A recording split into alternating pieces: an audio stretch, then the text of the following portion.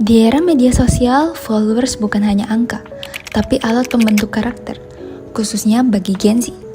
Kita bicara tentang Timothy Ronald, seorang public figure dengan jutaan audiens yang dikenal memiliki gaya komunikasi unik, yaitu ekspresif dan dominan. Lantas, apa dampak real dari gaya bicara yang belak-belakan ini? Mari kita bedah bagaimana mindset yang disajikan secara instan di media sosial dapat berpengaruh pada pola pikir dan karakteristik dari Gen Z.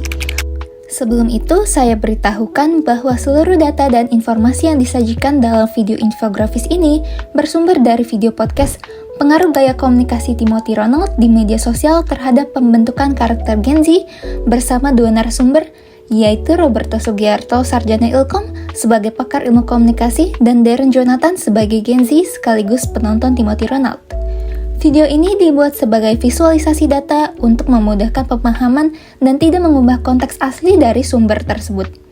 Untuk pembahasan lebih mendalam, silakan simak podcast aslinya, link video ada di kolom deskripsi. Gaya bicara yang belak-belakan dan penuh kontroversi. Siapakah dia? Dia adalah Timothy Ronald. Media sosial kini jadi ruang utama Gen Z. Tapi, bagaimana gaya komunikasi seorang public figure seperti Timothy Ronald mempengaruhi pembentukan karakter mereka? Menurut analisis ahli, gaya komunikasi Timothy Ronald tergolong ekspresif dan dominan. Menurut Kak Roberto sendiri, kira-kira Timothy Ronald ini cara gaya ngomongnya itu gimana sih? Menurut aku sih kalau si Timothy Ronald itu mungkin lebih ke ekspresif dan dominan ya, karena kan dia emang he speak with confidence gitu. Seiring berkembangnya zaman, batas antara jujur dan kasar di media sosial semakin tipis. Apa yang dianggap jujur oleh sebagian orang bisa dianggap kasar oleh orang lain. Nah, definisi jujur dan kasar akan berbeda-beda setiap orang.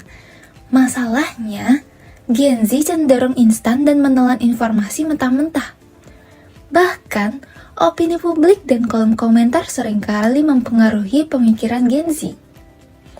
Ini yang menyebabkan dampak negatif, seperti kasus anak SMA yang keluar karena menganggap sekolah itu scam. Jadi, apa kesimpulan dari gaya komunikasi Timothy Ronald?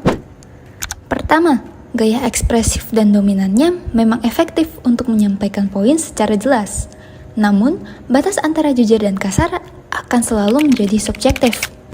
Kedua, secara etika komunikasi, gaya tersebut masih bisa diterima selama tidak melanggar batasan sensitif. Apa yang dilakukan Timothy Ronald itu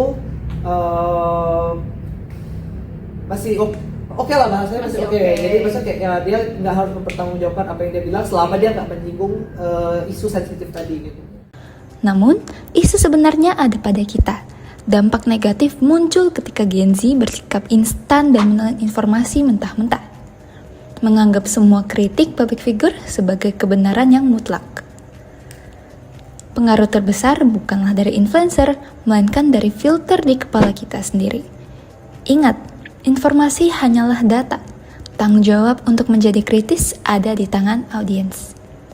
Pikirkan baik-baik sebelum menelan. Jadilah audiens yang kritis. Terima kasih sudah menonton infografis ini. Salam hangat, sampai jumpa.